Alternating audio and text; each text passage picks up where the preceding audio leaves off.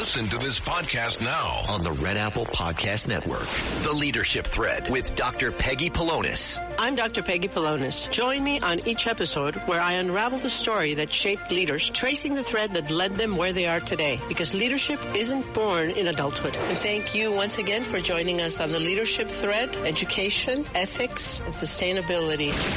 Download all of Red Apple Media's podcasts right now through your favorite podcast platform.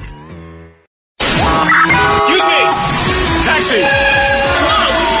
This is the 77 WABC minicast.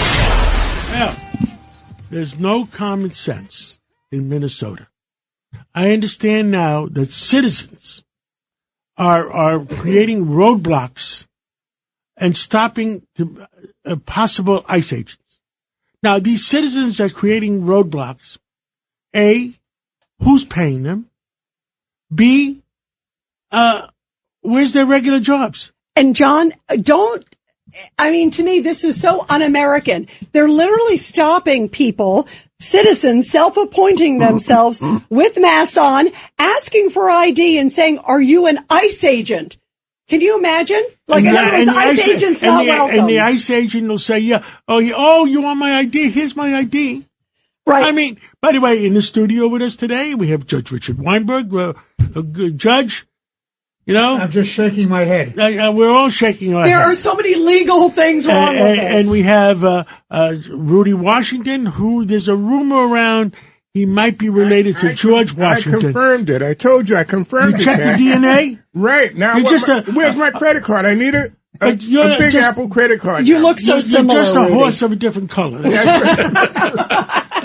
And our new Latino host in WABC, we have with us Fernando Mateo. Fernando.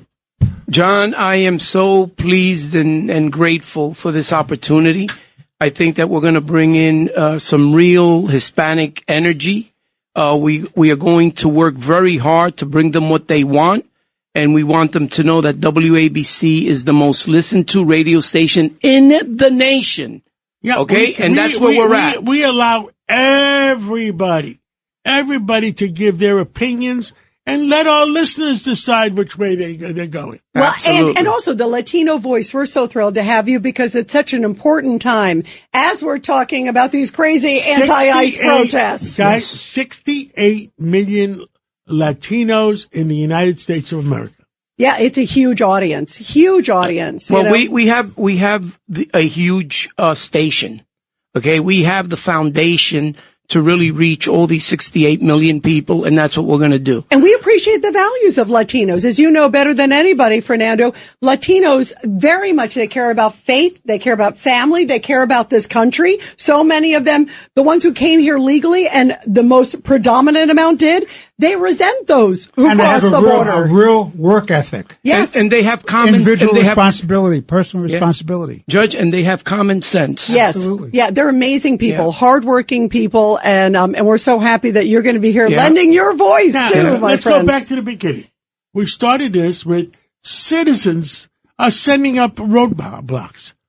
What is this crap? Isn't this the same? I mean, they're going to stop a busload of ICE agents or a SUV of ICE agents and ask them for their ID? Yeah, and what then are they going to do? Then what happens? Exactly. You know what it reminds me of in the hotels? How about in the hotels where they show up, like in the different Hiltons, as they did in New York and elsewhere, and what they did when they came in, they're like, are ICE sleeping here? Are ICE staying here? Thank goodness, so far they've been thwarted. But what happens if they got into a bedroom of an ICE agent sleeping in the middle of the night, just like on a car? And if I was an ICE agent and I was sleeping, and you know how I sleep with my gun underneath my pillow, whoever comes through that door gets killed.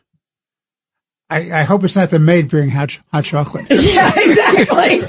Mr. Katzimatidis, you ordered a double. Wait a minute. Boom, boom. Bang, bang. I shot you down. Where's that song? Oh, yeah. Bang, bang. You hit the ground. Bang, bang. John, we don't need other music. We got you. We got you. We have our very own. We got you, babe. We have our own Grammys right here. Well, where's the bang, bang? Yeah, there's that good song. But it is a scary premise, to your point. Somebody comes in and if I these was an people are ICE out of agent control. and I was sleeping and my gun will always be underneath my pillow. And somebody tried to go through that door, they're dead. Right.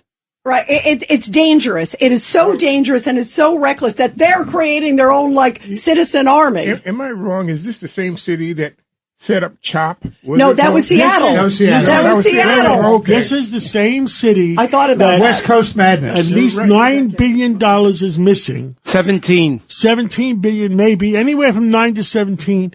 And they're trying to change the narrative. And it looks like they have changed it. And there's a different front page. Well, not about the money missing anymore. It's about ICE agents. We're not controlling the narrative. As far as I'm concerned, if President Trump should have already arrested Waltz and Fry. If you talk about a state in rebellion, you talk about sedition, compare this to January 7th and all the hearings. The 6th. January 6th. This is nothing compared to that. Rudy, they never did this to Clinton. They never did this to Obama. Right. They never did this to Biden. They never did it to any Democratic president that had more ICE agents and deported 10 times the amount of people that President Trump is trying to get out of this country. And let's do one better, you guys, because to your point, Fernando, Obama deported 3 million. But here's the other big news today, you guys. Tom Homan came out, of course, the border czar who's now in charge of Minneapolis. He comes out and he says, we are going to remove 700 agents. That's a very powerful statement. In other words, we hear you. We're trying to tone down the temperature, but we're also trying to get the bad folks out. And what happens? Jacob Fry comes out and John, Jacob Fry comes out and says, not enough. Well, not enough. Every week, the Payne family cuts straight to the real financial story. The one question, Bob, everyone's asking is, are we in an artificial intelligence bubble? You've been through boom and bust.